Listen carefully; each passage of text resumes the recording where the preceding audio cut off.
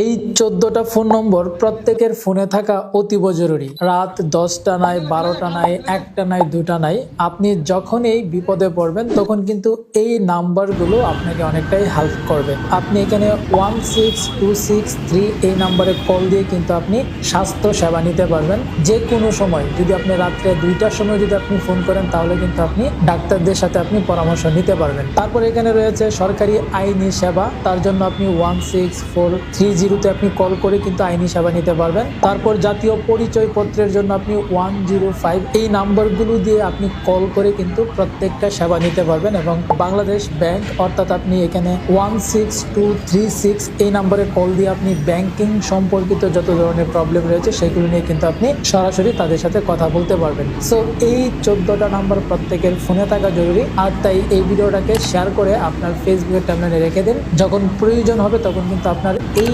ভিডিওটা অনেক কাজে